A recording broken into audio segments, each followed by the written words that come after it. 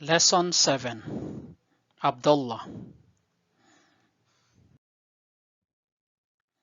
Bismillahir Rahmanir Rahim.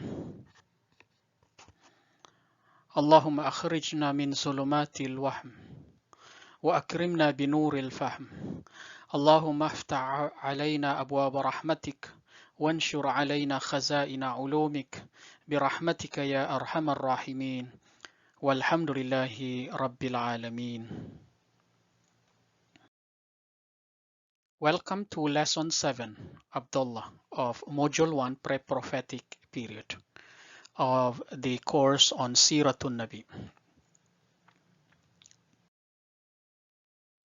In the previous lesson about the faith of the Prophet's ancestors, it is the accepted belief of the Hanafis, the Shafis, and other Muslims that the ancestors of the Holy Prophet, from Abdullah to Qidar, ibn Ismail, and from there right up to Adam, were true believers.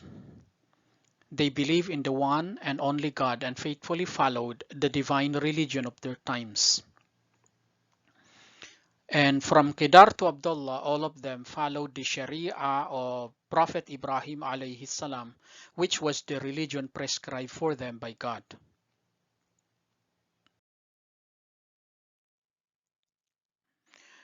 When at the discovery of Zamzam, Abdul Muttalib encountered the enmity of Quraysh, he was quite worried because he had only one son to help him. He therefore prayed to Allah, making a nadhr or a vow that if Allah gave him 10 sons to help him against his enemies, he would sacrifice one of them to please Allah.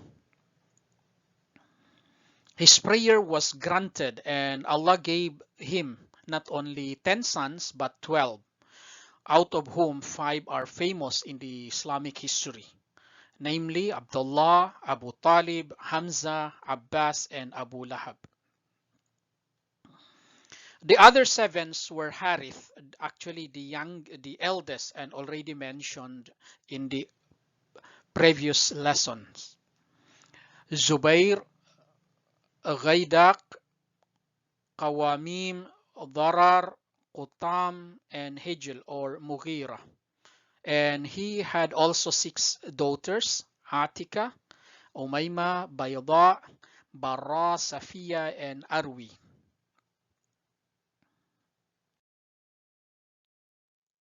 When 10 sons were born, Abdul Muttalib decided to sacrifice one of them according to his nadhr or vow. Lot was cast and Abdullah's name came out. Abdullah was the dearest to him, but he did not flinch from the decision of what was destined or fate.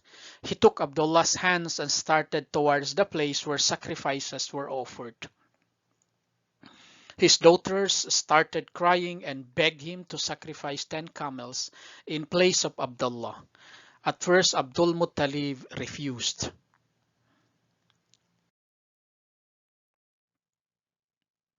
But when the pressure of the whole family, and in fact the whole tribe, mounted, he agreed to cast lot between Abdullah and 10 camels. Again, the name of Abdullah came out rather than the 10 camels. On the suggestion of the people, the number of the camels were increased to 20. Again, the same result. The cast or the lot fell on Abdullah rather than the 12 camels. Repeatedly, the number was increased to 30, 40, 50, 60, 70, 80, and 90. But the result was always the same. The lot fell on Abdullah. At last, the lot was cast between 100 camels and Abdullah.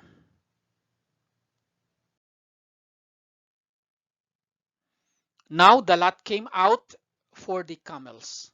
The family was jubilant, but Abdul Muttalib was not satisfied yet. He said, 10 times the name of Abdullah has come out. It is not fair to ignore those lots just for one lot.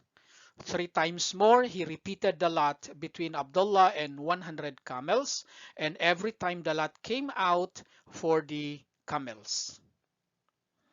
Then he sacrificed the camels, and the life of Abdullah was thus saved.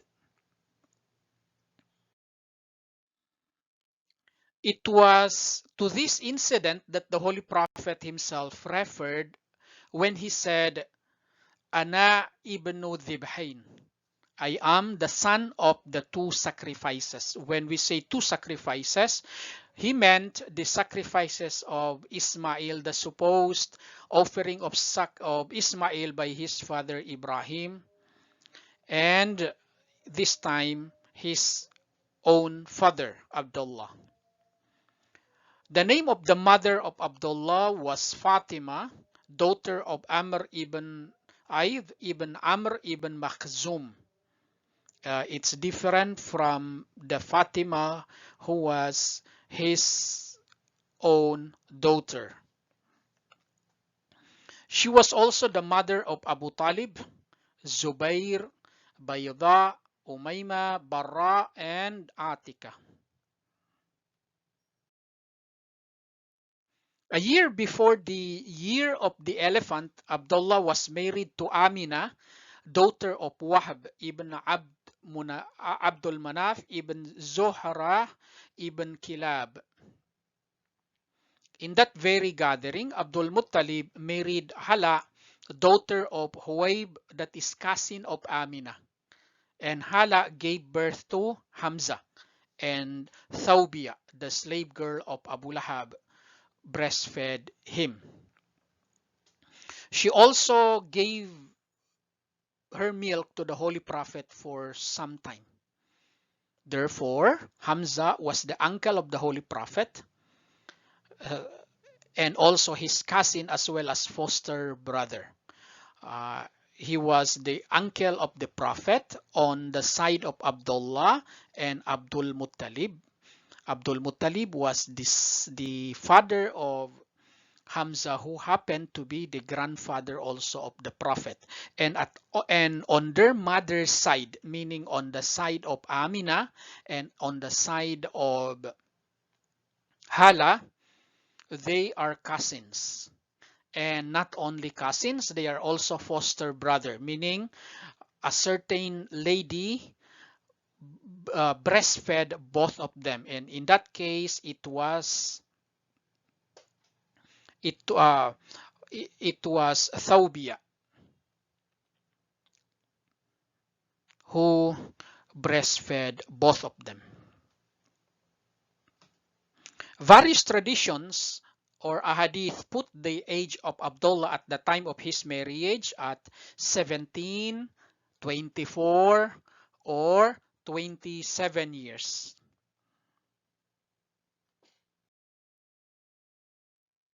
Abdullah went to a trade caravan. As we can remember, one of the occupations of the Arabs of Mecca was to engage in trade caravan from Yemen to Sham or Syria. While returning, he fell ill and stayed at Yathrib. And if we can remember also, Medina or Yathrib at that time is lying between Sham and Mecca. When Abdul Muttalib sent Harith, the eldest son and the eldest brother of Abdullah, to look after him and bring him back to Mecca, he had already passed away. So Abdullah was buried right there in Yathrib. The Saudi government walled up his grave and nobody was allowed to visit it. Then in the 1970s, it dug up his body together with those of 7 companions of the Prophet and buried them somewhere else under the pretext of extending the mosque. So Abdullah had left some camels, goats, and a slave girl, Ayman. The Holy Prophet got it all as his inheritance. Next meeting, we will deal lesson 7. We will deal with the birth of the Holy Prophet. For more similar lessons, subscribe to Wayfaring with Mansoor channel. Thank you so much. Wassalamu alaikum wa rahmatullahi wa barakatuh.